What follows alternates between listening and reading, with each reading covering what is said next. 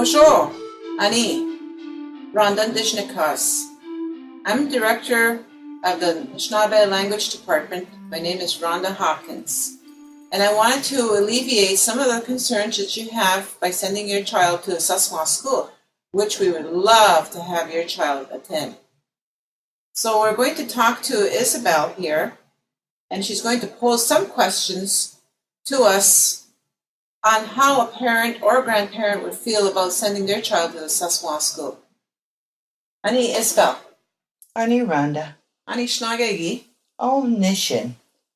Oh, so you had some questions that various parents asked you about their concerns, why they should send their child to Sasiwaans school? Yes. Some parents are concerned that in an environment where it's a different language, they are concerned for the safety of their children in the program. Well, their children are very safe in their program. We actually have one primary teacher and a secondary language teacher and 2 apprentices, one that comes in the morning and one in the afternoon. We have for the toddlers room 4-to-1 ratio, and also for the 2-year-old room. In the 3-year-old room, we have 4-to-1, but we end up having actually supposed to be 8-to-1. And as well as the 4-year-old classroom, it's 8-to-1. And of course, kindergarten, the Sasiwaans Immersion Kindergarten has 2 to 8, but it really only requires 1 to 12. So how do they relate in hearing nothing but Anishinaabe went in there? There's no English, I heard. You're right.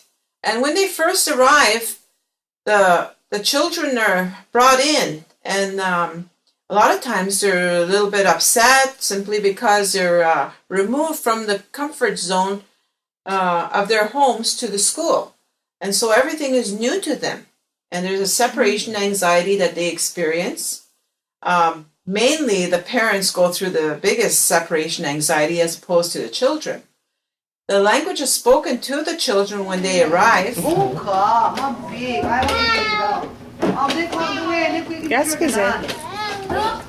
Automatically, right away, fully in immersion, but they're also they demonstrate. Majan Manpi, come here. Kadapnin, I'll hold you. They show by actions, and the children are so open to learning. That sounds very good. Interesting. So, how is it that the child is able to understand? Yes, we use a natural approach. It's an approach that will be used at home. And when the child is born, the child is spoken to with a target language. So the child is spoken to if the target language at home is English, that's what the child will learn. A child is not born with language. You're right. Mm-hmm. Yeah.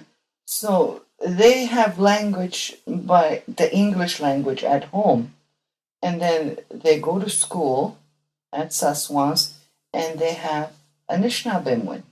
Mm-hmm. It's the same thing. They're introduced to a new language after they've heard 2,000 hours of the Ojibwe language.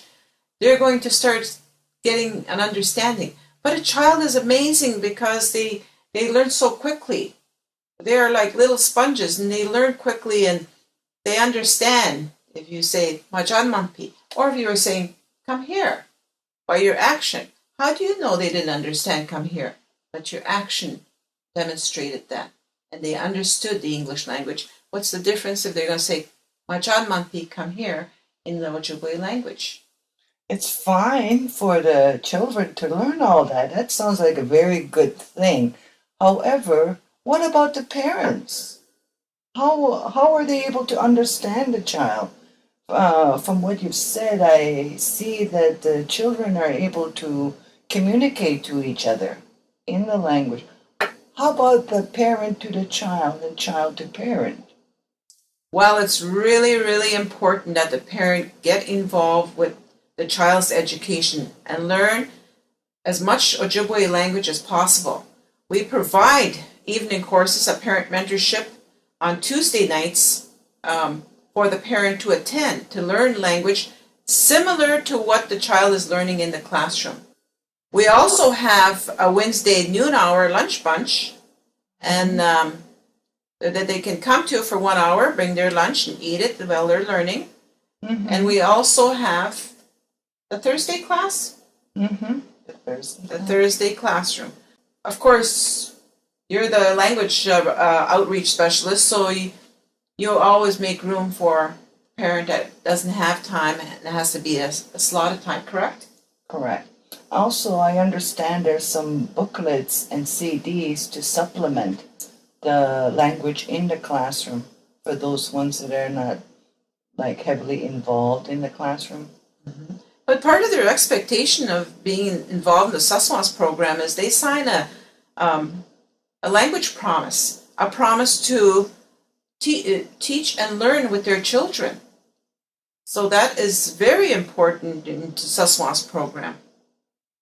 That sounds great. So the concern for the child's safety in the classroom is there's really no concern then, eh?